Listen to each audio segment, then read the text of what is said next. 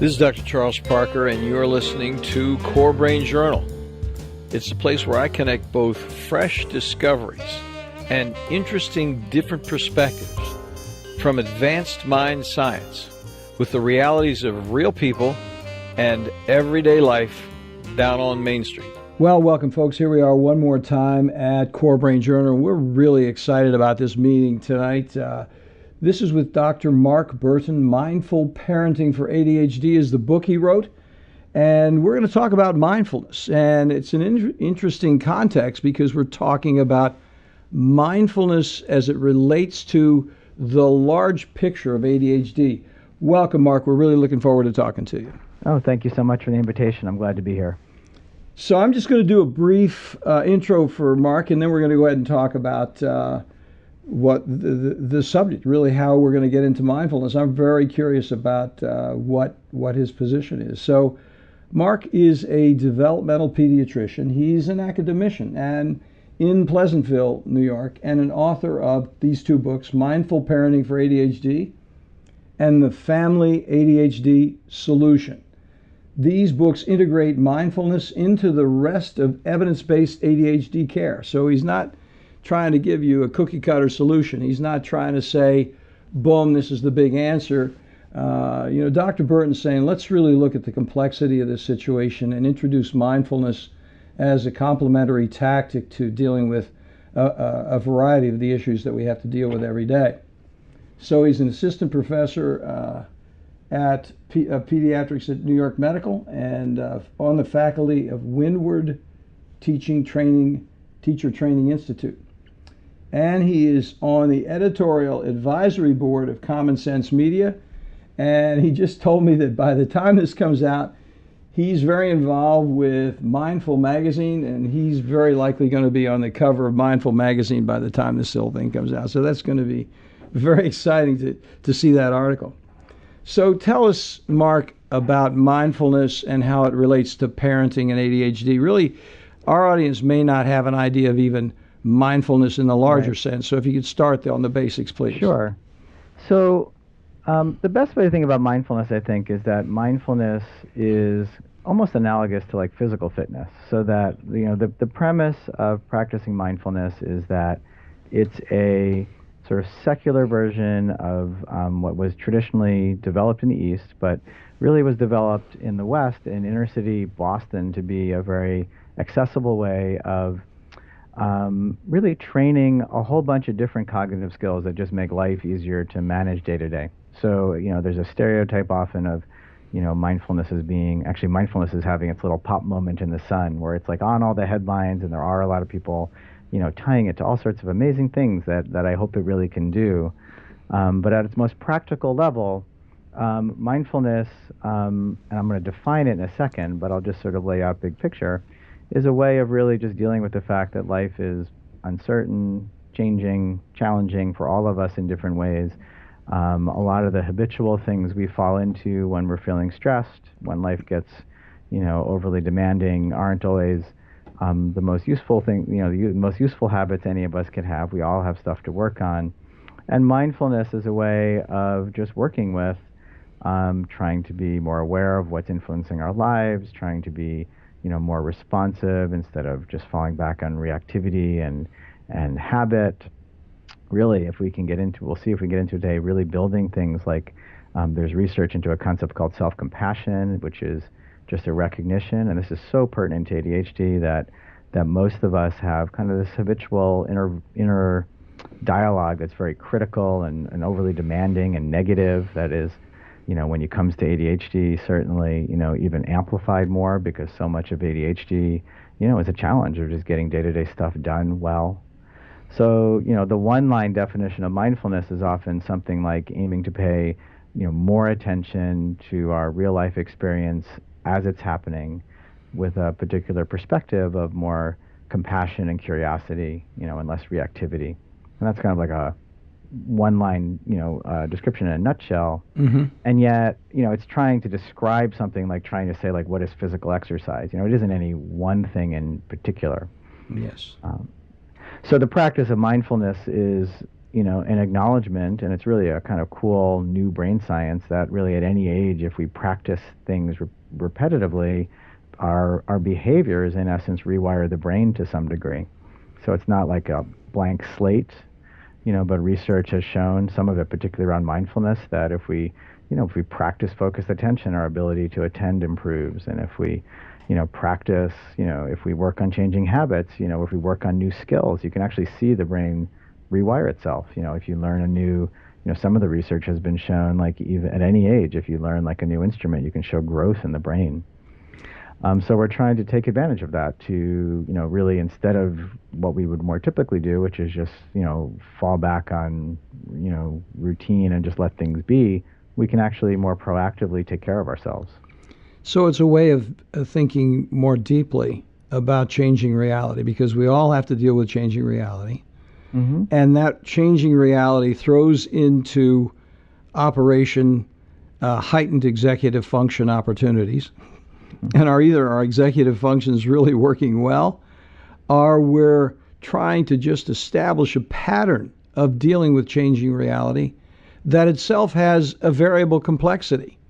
And if we try to get the pattern and we just don't think about the variable complexity, then what we're doing is we're not really observing ourselves and thinking adequately enough to actually deal with the reality as it actually is.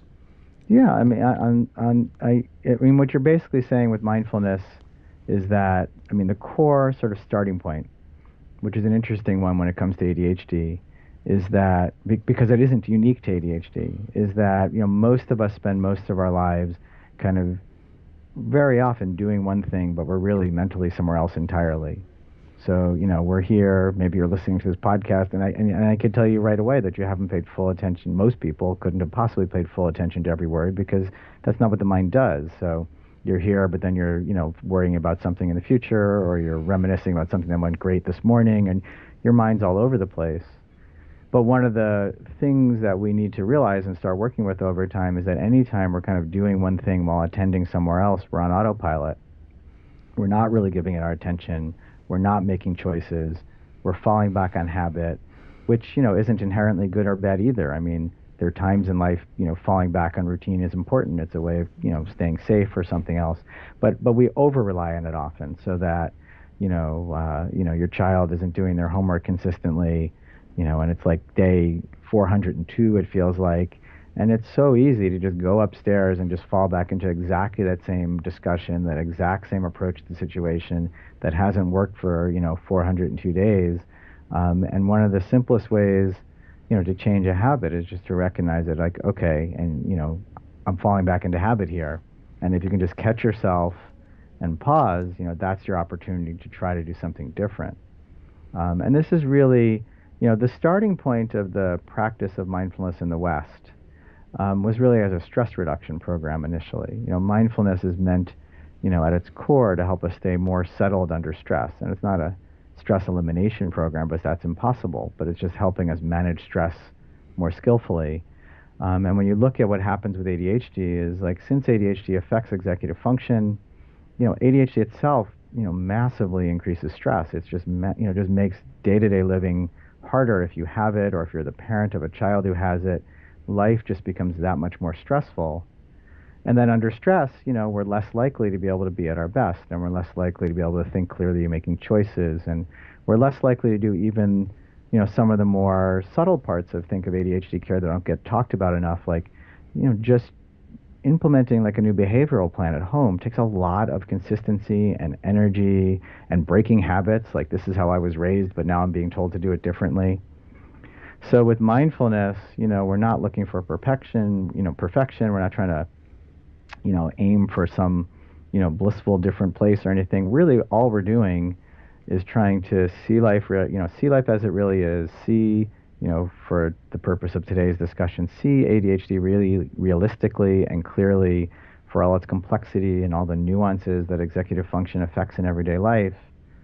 And then if we can sort of build our own resilience, which I think is also, not discussed enough in ADHD care as parents or as providers, then we will be more capable of doing what we'd like to do around ADHD.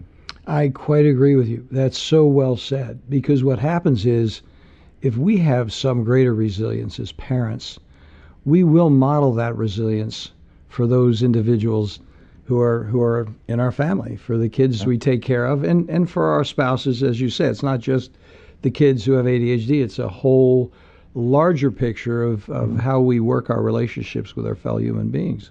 Yes, and so absolutely, and I think a lot of so it works on two different levels, like you're describing. So on the one hand, one of the first questions that comes up when I start talking about mindfulness, often, we're not going to get into it today in a lot of detail, but really the whole reason I started, discussing mindfulness in terms of my medical practice is that I was already practicing it personally, but then the science kind of took off, so that really in the last 20 or 30 years. We really are at the point where we know mindfulness is useful. I mean, no one should call it, it's not snake oil. It doesn't fix everything, but it's a useful piece to care.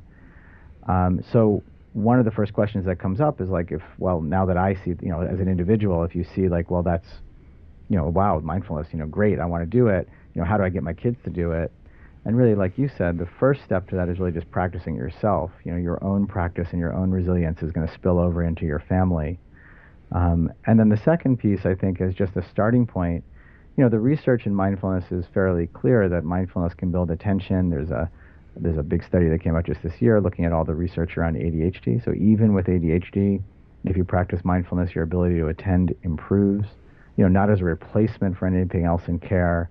And people often, I think, that's really exciting, and yet that piece of it minimizes what what mindfulness brings to ADHD care, because certainly the capacity to focus better matters. That's important, but I think often the bigger starting point, the bigger hang up in even managing ADHD often is stress.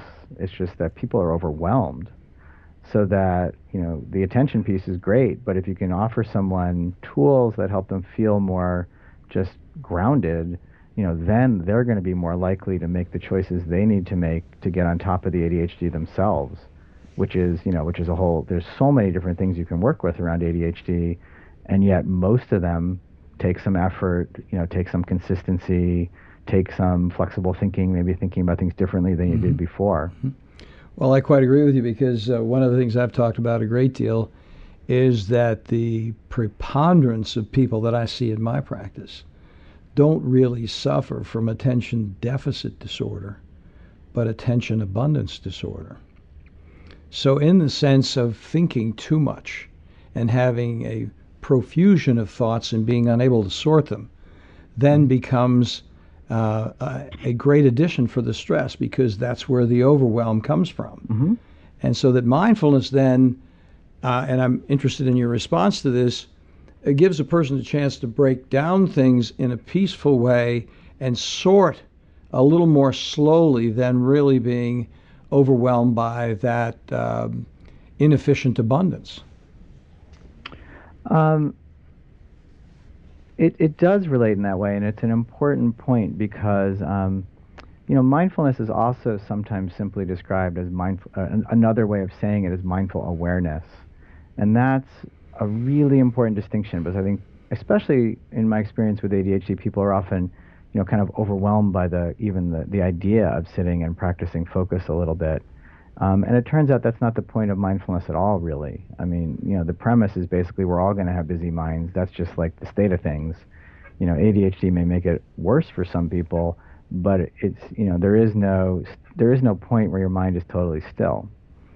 And so the greater picture, which is alluding to, I think, a little bit to what you were saying, is that if we can be really aware of what our minds do kind of on their own, we can work with it differently. And that's the most important, just to come to something I always want to say. So when I start talking about mindfulness, one of the things I always want to make sure I say is, if I say anything that sounds corny or just off, I didn't say it very well. So I want to follow that one up, because it didn't sound as straightforward as I would have liked. So an example I often use is, if you're someone who is really, really distracted in crowded places, and you're going to a really serious conversation with somebody, and there's, like you're saying, there's just too much information. The environment itself is just pulling your attention all over the place, so your conversation is just nearly impossible. On autopilot, what we might do is just fall back into some habit, like, well, you shut down or you get irritated or you just try to stubbornly kind of plow through. I'm going to make this work. And mindful awareness in that moment may just be pausing long enough to say, this situation just doesn't work for me. If we're going to have, so mindfulness doesn't mean suddenly you're so skillful at mindfulness that you can focus perfectly. Yes. But mindfulness may be catching yourself and saying, I can't do this. I can't have a serious conversation, in right here. So we either need to have it later or go outside. That's a very helpful explanation.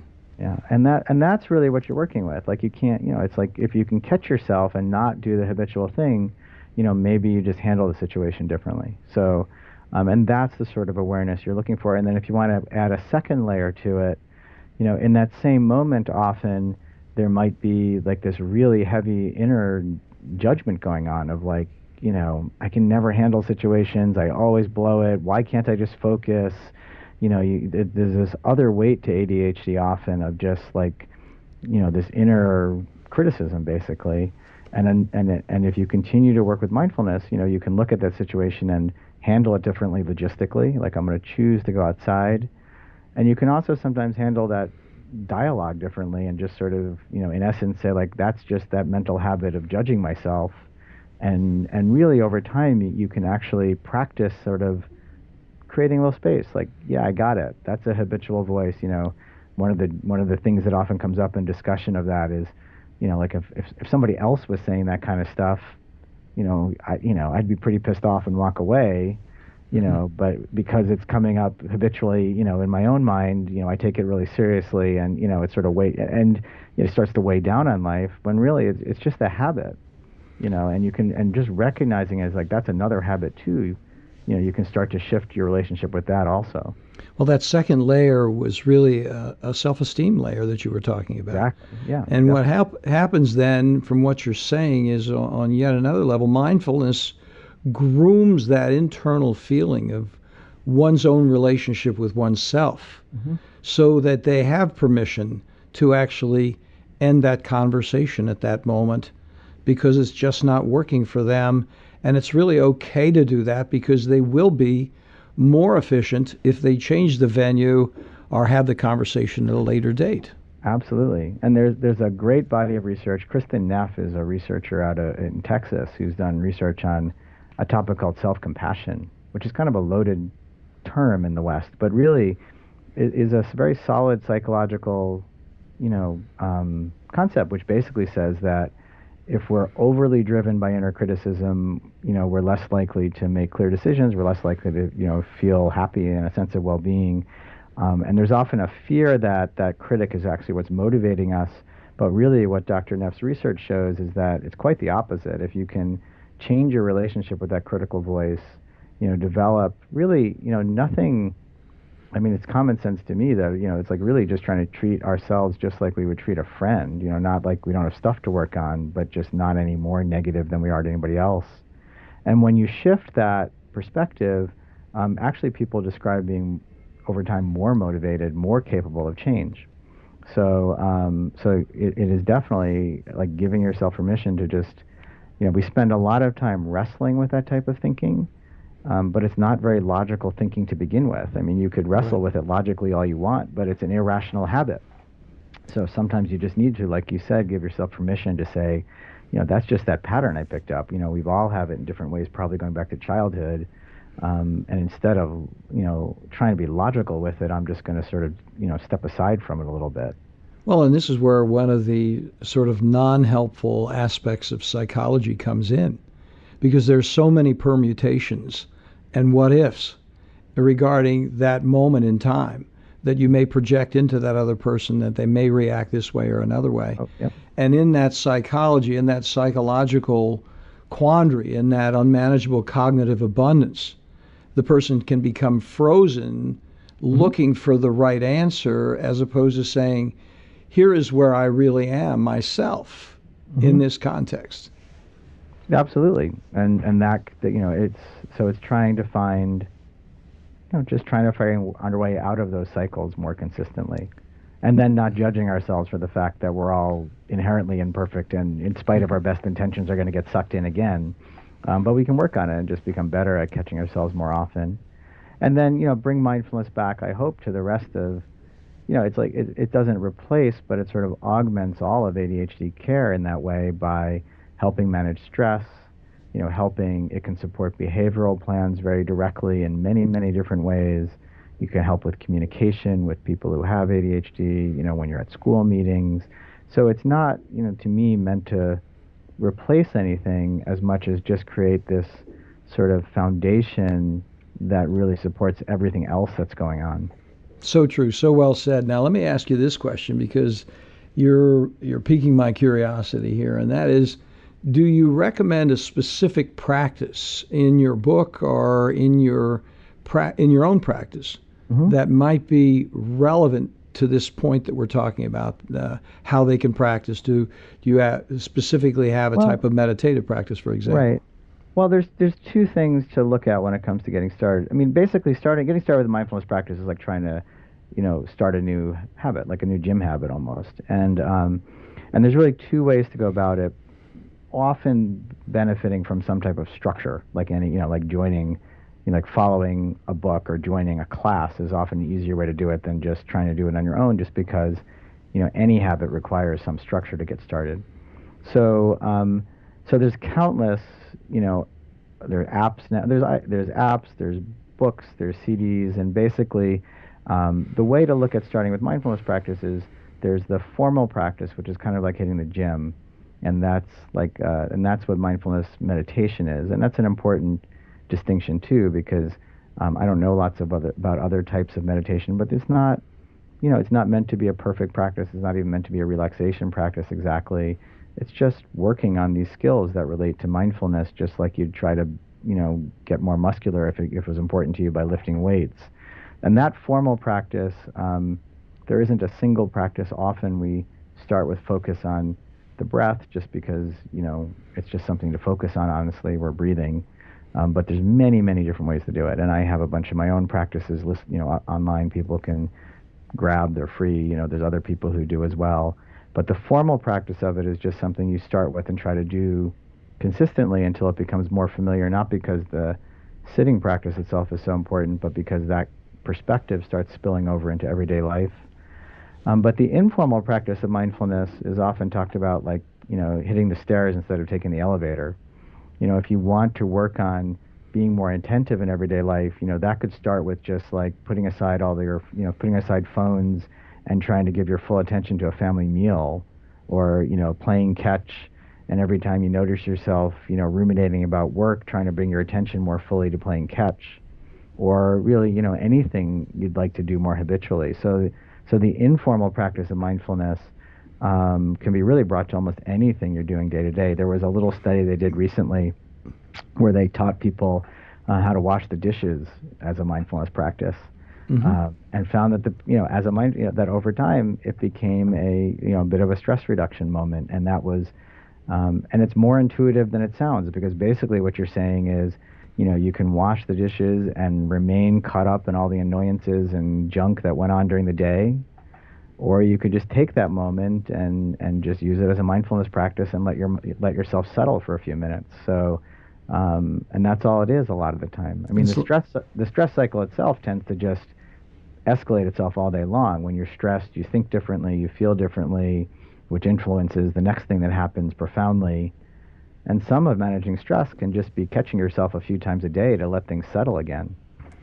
Well, it's like that wonderful Zen book, Chop Wood, Carry Water, wherein the whole message is finding the meaning in the moments that you have with whatever you're doing, and taking that moment and living in it fully, as opposed to all the other possibilities of the moment and the derivatives of the moment and the concerns of the moment. Just what is actually going on here? It sounds like that's kind of what you're talking about. Yeah, absolutely. That's a big part to the practice of mindfulness. I can't believe it's come. It's my. How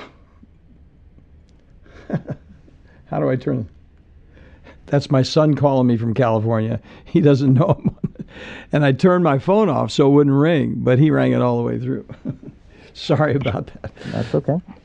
So it was a good point. Let's go back to that for just a second. What were you saying? Because I was distracted with trying to turn the phone off. Oh, well, you had just given, part of the practice of mindfulness, as you said, is just trying to be, more aware of what's actually going on in front of us in any given moment. And, even that, everything you talk about, none of this is so like black and white, has nuances to it. Like, why would you want to be more aware of a moment that's going really badly, for example? Yes. Uh-huh. It's a whole big discussion. On its simplest level, you can pull out many different parts to that, including, that often something's unpleasant going on, but what we're doing around it is actually making it even more unpleasant. Mm-hmm. Right. So to go back to the homework example, the fact that homework isn't going well is certainly a real challenge, and you're not supposed to, like the fact that it's not going well. The fact that you're tying that with, like, 15 years from now he's going to fail out of college, is adding a whole future fear to it, in essence. Yes, yes. And that's how, and if you can catch yourself, sometimes you can just come back to, like, right, this is hard enough. I'm doing everything I can. I don't have to be 10 years in the future right now. And to, in fact, as you said a moment ago in the example you gave, just restructure that moment in a productive way. Exactly. Some other way to approach this material. Mm-hmm. It isn't working now. Just even having that recognition, it's mm-hmm. not working now, can take you into a different reality, a different context. Right. There was someone I was working with here who, her particular battle she had been going through recently was over the state of his room, which was just this, complete chaotic, impossible to navigate mess. And she said that after she had been practicing mindfulness for a few weeks, she was sort of went up the stairs one day. She was about to get into the same conversation again, and she just caught herself. And so she took a few breaths. She caught herself. She said, there's no point doing that again. And what I'm going to do is I'm just going to go downstairs. So she turned around and went downstairs. And then what she found is that over a few days of her not getting involved with his room, it escalated into, like, an even more of a disaster. And then a few days after that, after she had just completely left him alone for a week, he didn't do a perfect job of it, but he straightened up. Having been, once she stepped out of it, the battling stopped, and then a new possibility happened, the way she felt, because she had just, stopped that same daily wrestling over it. Well, that's exactly where we are, and I wanted to thank you again. I didn't mention your website on the front end. You mentioned it just a moment ago, but I didn't want to interrupt you as you were talking about it. But it's www.developmentaldoctor.com, and it's a very interesting, nice website. You've got some great links, some great articles there, and so that's a place where people can go to connect with you. We were talking before we started that you have a number of activities that are coming up and events that you're going to be doing presentations for, and they can connect with the possibility of meeting you personally for those presentations through your website. The additional thing I want to tell everybody that's hung on here, is that Dr. Bertin has given us 2 books of his most recent book, Mindful Parenting for ADHD, and they're going to be available, and they're going to be available for download. So not download, but for a drawing through a download. And it's going to be corebrain.com/0. I said corebrain. Let me go corebrainjournal.com/024 download. Sorry to be so confused about it. But at that 024 download, you can leave your email address. We're going to have a drawing for those 2 books. And it's very kind of you to offer them, Dr. Bertin. It's great. We appreciate it. Well, you're very welcome. I appreciate the offer to be here. So thanks for joining us. It's been an interesting conversation, and it's funny how often we get into this conversation with a number of people who are thinking this way. And I think yours is a unique conversation because you bring that medical perspective of, hey, let's do this in addition to what we're doing.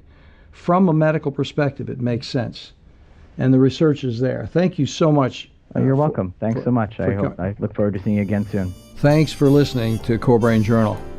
We're working every day behind the scenes to bring you reports that connect research benches with those street trenches. Here we share the complexity of mind science because, as you know, details really do matter. One of the most pervasive, misunderstood challenges is how commonplace medications like those written for ADHD, are used so regularly without clear guidelines. If you think you'd like more specifics, take a minute to download my 2-page PDF packed with video links and references on the absolute essentials of how to start ADHD medications. They're easily available at corebrainjournal.com/start. Thanks for listening. Do connect and stay tuned. Together we can make a difference.